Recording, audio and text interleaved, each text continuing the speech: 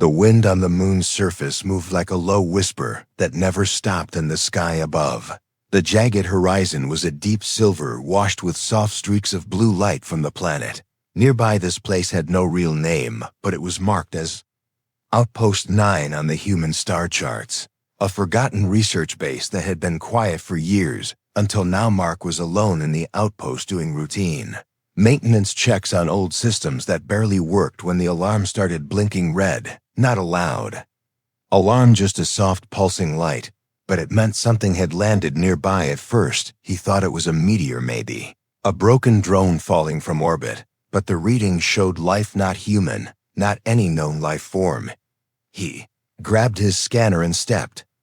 Outside, the air was thin but breathable with the right suit, and he walked toward the signal across rough ground and sharp stones until he found it, an escape pod half buried in ash, its metal sides burned, and its hatch barely hanging on inside the pod. It was dark, but he saw her lying still, her breathing shallow, her body wrapped in strange armor not like any he had seen before. It was black with blue veins running through it, glowing dimly as if alive. She looked at him through the cracked faceplate, and her eyes were wide, not with fear, but with pain and exhaustion. The armor around her chest moved strangely tight, as if squeezing her, and when she tried to speak, her voice came in a whisper. But he understood. She said, "Please help me. I cannot breathe. This armor is killing me. I need you to take it off." Mark hesitated. His training told him to call command, report the contact, and wait for orders, but there was no time. Her breathing was getting worse, and something in her voice made him stay. She was not just a soldier or alien stranger. She was someone who had chosen to trust a human, someone in pain, someone who had run away from something even worse than death. He reached into the pod and carefully touched the armor. It was warm like skin and pulsed slightly under his hand, as if reacting to his presence. It did not trust him, but she did, and that was enough. Helped her out of the pod, slowly supporting her weight. As they moved back toward the outpost, her legs were weak and the armor was heavy, like she was carrying a prison on her back. As they reached the entrance, she looked up at him again, and her eyes were wet, not with tears, but with something closed, something human. She said, "I was born in this. I have never felt air on my skin." Mark opened the door and let her in, not knowing what he was about to face, but sure that he could not walk away from her.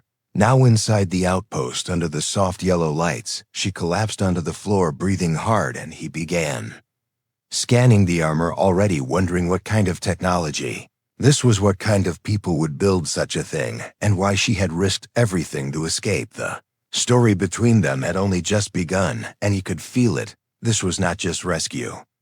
This was something much deeper, something that would test the limits of what it meant to be human and what it meant to be free. The light inside the outpost flickered gently, casting long shadows across the walls as Mark adjusted the scanner above.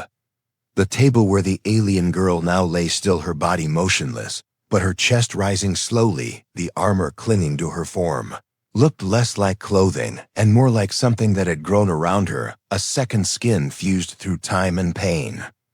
Built not to protect, but to control. She was silent for a long time, her eyes half open, watching Mark work with quiet curiosity and a kind of hope that he had not seen in anyone for years.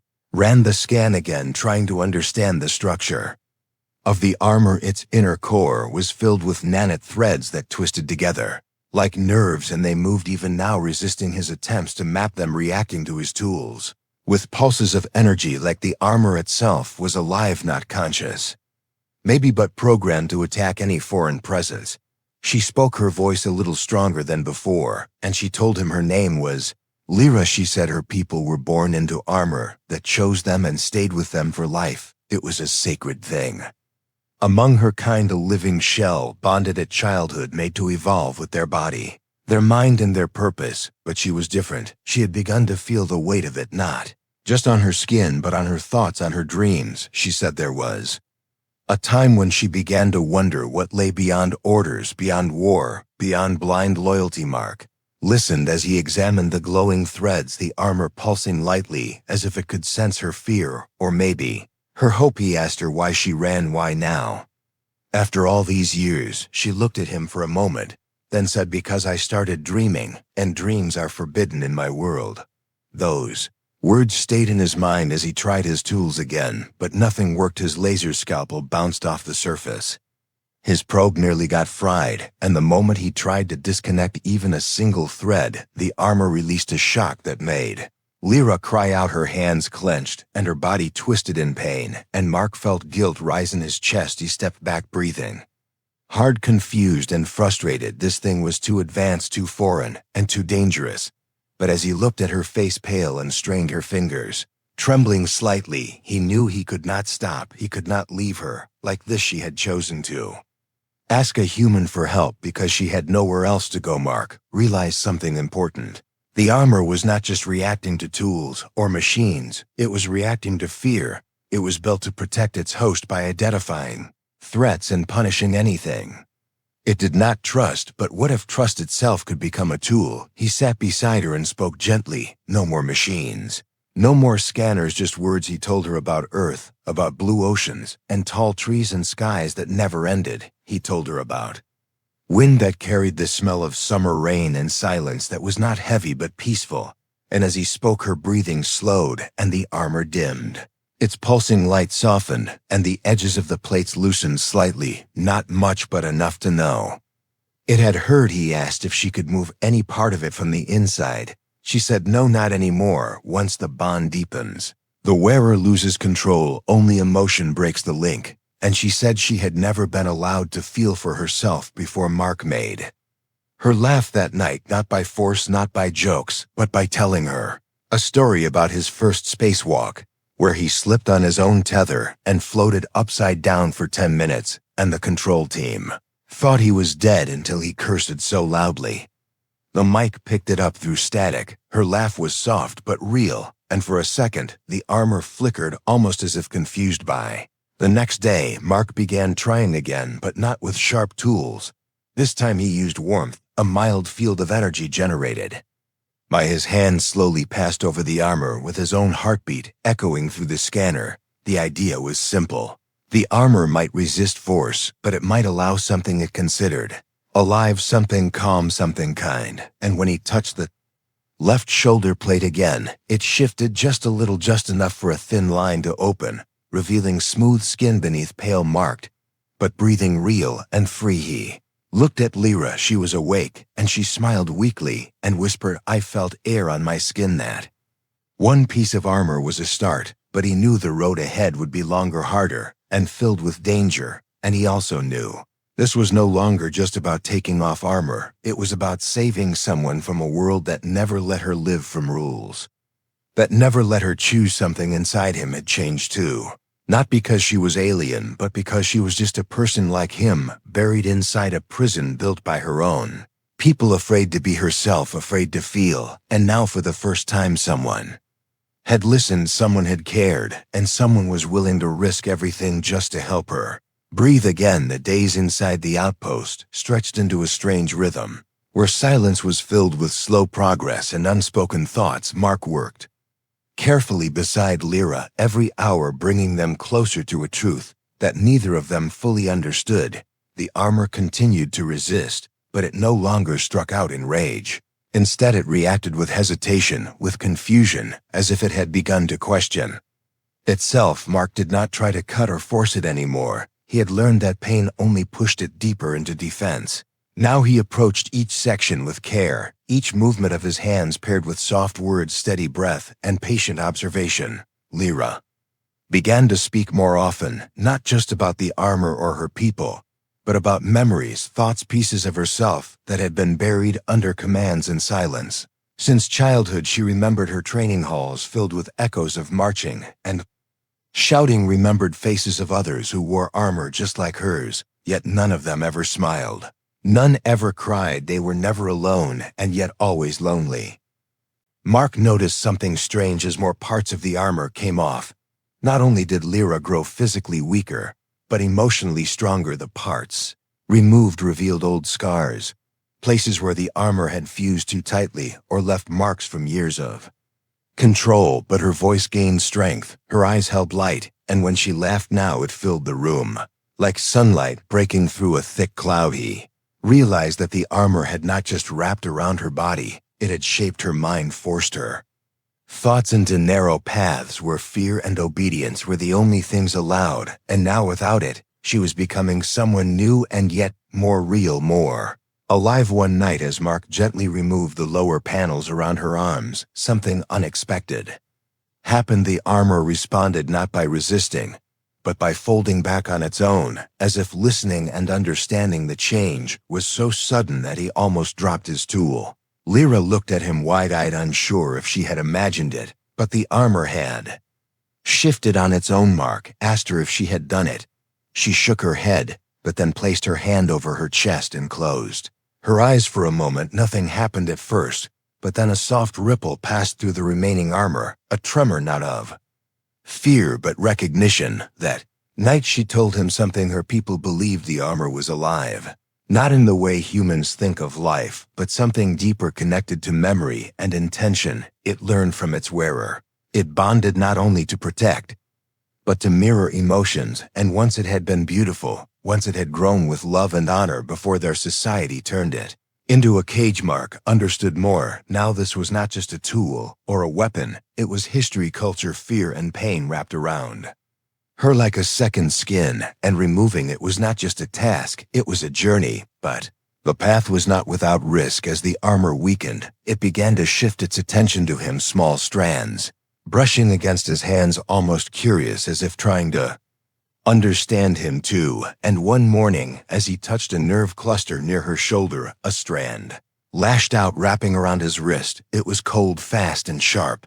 He froze as it tightened, and a rush of strange data flashed through his mind. Not words, not pictures, but feelings, pain, confusion, desperation, and something like sorrow. Lyra reached for him in panic, her voice sharp but steady, calling his name, and in that moment, the armor released its grip and retracted like a snake startled by its own reflection. Mark sat back, breathing hard, shaken by the contact. It had not been an attack, it had been communication, raw and wild. He realized the armor had begun to see him not as a threat, but as something else, maybe even as part of her. The connection between them had grown deeper than he expected, and he knew then that he was no longer just helping her remove a suit. He was helping her rewrite the meaning of her own existence. Lyra looked at him that day, not with fear, but with understanding, and for the first time she said something that made him pause. She said, "I think the armor is afraid of being alone, afraid of losing what it has known for so long, afraid of me choosing freedom over its purpose." Mark said, "Then maybe it needs to learn what freedom feels like." They continued the process, layer by layer, breath by breath, memory by memory. Lyra grew weaker in body but stronger in spirit, and Mark stayed beside her, not just as a helper, but as the one person who had seen her for who she was, beneath the armor, beneath the silence, beneath the fear. What neither of them saw was the signal sent through the remains of the armor, a pulse that reached far beyond the outpost, silent, invisible, a call to those who once controlled her. A message that the armor was being undone, that one of their own had chosen another path. The transformation had begun, but the past was coming, and it would not arrive in peace. The air inside the outpost had changed. It no longer carried the weight of fear, but something deeper, something shaped by quiet courage and silent hope, the kind that grows slowly like fire beneath the surface. Lyra now moved without the heavy strain of armor over most of her body. Her arms were free, her shoulders uncovered. Her breath no longer shallow, her voice steady, her eyes open and clear. Yet the bond between her and the armor had not completely broken. There were still traces of it around her spine and neck, areas that refused to yield, areas that pulsed faintly, as if waiting for something. Mark had made progress, using not just tools, but time and presence. The connection between him and Lyra had become something the armor could not understand, something unpredictable and foreign. It had never known kindness. It had never known patience. Now it struggled to decide whether to protect or surrender. But just as they began to believe the worst was behind them, the silence was broken. A long, sharp beep from the outpost's outer sensor pierced the still air. Mark ran to the control panel, his eyes scanning the screen. What he saw made his heart tighten. A large signal was approaching the moon low orbit fast and direct. It was not human, not a trader ship or a rescue beacon. It was military, and not just any. Military was her kind. Lyra stood behind him, eyes fixed on the blinking red mark, her face pale again. Her hands trembling not from weakness but recognition. She whispered, "They have come for me." They must have followed the signal from the armor. Or maybe it was programmed to alert them. If detachment began, they would not speak. They would not reason. They would only come to take her or destroy. Her mark did not speak at first. He went straight to the storage unit, unlocked the emergency defense panel, and began activating the old outpost shield system. Weak but functional, he turned her and said, "They won't take you, not unless they go through me." Lyra moved forward, her body still fragile but her spirit steady. She touched her chest, where a final fragment of armor remained. It had dimmed to near silence, yet still clung to her as if refusing to let go. Mark saw her close her eyes once more, and something changed around her. The small strands of armor that had been shed now began to move, not violently, not with hostility, but as if they remembered her. She reached toward one of the floating fragments. It came to her like a bird returning to its nest and rested on her palm. Mark watched amazed as other pieces lifted slowly from the floor, circling around her gently like fragments of memory. No longer angry, no longer afraid, she looked at Mark and said, "I think it understands now that I am not rejecting it. I am choosing who I am." He nodded, and without speaking stepped closer. To her, the armor pieces around her began to glow faintly, and in a slow motion she moved one toward him. It paused, then attached itself to his arm, wrapping it in a smooth layer of energy. It did not sting. It did not resist. It accepted him because she did. Then the ground shook slightly. The enemy ship had landed outside, and from the window they could see the first wave of soldiers, descending silent and precise, in full armor, faceless and armed. They would show no mercy. Their mission was clear. Bring her back, erase all traces, remove the human mark. Stood at the door, weapon in hand, armor glowing faintly, his eyes locked on the horizon. He felt no fear, just purpose. He was not just defending her. He was standing for something larger, a choice. A future. Lyra moved beside him, her armor now forming a new shape, not tight, not controlling, but flowing like a cloak. A living shield formed not from command, but from will. It protected her because she willed it, not because it was told to. Together they stepped outside into the pale light, the wind sweeping dust around their feet, and as the soldiers advanced, Lyra raised her hand. The armor responded not as a weapon of destruction, but as a barrier of energy, strong and calm. The battle that followed was swift, fierce, and unforgettable, not because of its size, but because of its meaning. Two souls standing against a wall of silence, two voices against a system that had forgotten how to listen. They did not win by force, they won by unity, by showing the enemy something it could not control. Lyra's old commanders stood in silence as they saw her walk freely. Her armor transformed her body alive, her eyes unbroken. She had not become weaker, she had become more. Ship retreated. The soldiers did not fight again. They had no protocol for this, no command that fit what they had witnessed. Lyra turned to Mark and said, "I did not know freedom could look like this." The unthinkable had happened, not war, not destruction, but change, and for the first time in her life, she had chosen it for herself. The dust outside the outpost began to settle as the enemy ship lifted slowly from the surface, its engines humming low and distant, leaving behind a silence that no longer felt threatening but calm and final. The soldiers had withdrawn without a fight, not because they were defeated by force, but because they had seen something. They did not expect something they could not understand. Lyra stood beside Mark, her feet firm on the cracked ground, her armor now reshaped into something unlike anything her people had ever worn. It no longer clung to her like a prison. It flowed around her like light molded by will and memory. Inside the outpost, the systems flickered gently, trying to return to normal after the energy surge from the defense grid. Mark sat near the table, catching his breath, while Lyra walked slowly through the narrow corridor, running her fingers along the wall. She could feel the cold metal under her skin, real skin, free skin. The air touched her in ways she never imagined. Soft, quiet, full of promise. She paused near the main console, looking out the dusty window toward the moon's horizon where stars hung like whispers against the dark sky, and for the first time she felt like she belonged not to a place or a people, but to herself. Mark looked at her as if seeing someone new, not a soldier, not a stranger, but someone who had broken something ancient and walked out alive. He stood beside her without words, because words were not needed. The silence between them was filled with understanding. She asked him if Earth had places where no one gave orders, where people could sit near rivers and breathe without being watched, where stories were shared, not forced, where music meant something other than signals and patterns. Mark smiled and said yes, and she said she would like to see that one day, but there was one more thing she had to do. She turned to the fragments of her old armor, the ones they had removed and set aside. Pieces still pulsing softly with old memory and old fear. She gathered them, not to destroy them, but to reshape them.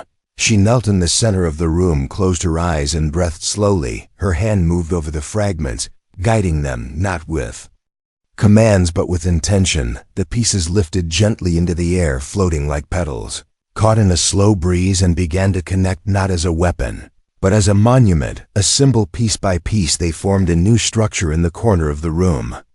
Something between sculpture and memory, a reminder of what she had been and what she had overcome. Mark watched as the last piece settled into place, glowing faintly, then dimming to rest, and he understood that she was not erasing her past, only freeing herself from it. When the time came for choices, Mark offered her a way back to Earth, passage on the next human supply vessel, a slow but steady ship that would pass by the moon in a week.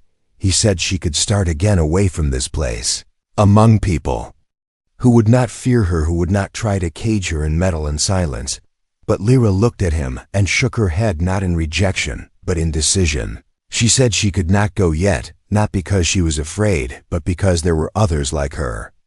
Still bound, still silent, still lost inside armor that told them who to be. She said if she could change the armor, if she could reshape it, maybe she could help them too, not with force, not with war, but with truth. Mark understood her words, and though his heart ached at the thought of parting, he nodded, because this was her choice, not his, and she had earned it. The last night they spent together in the outpost was quiet.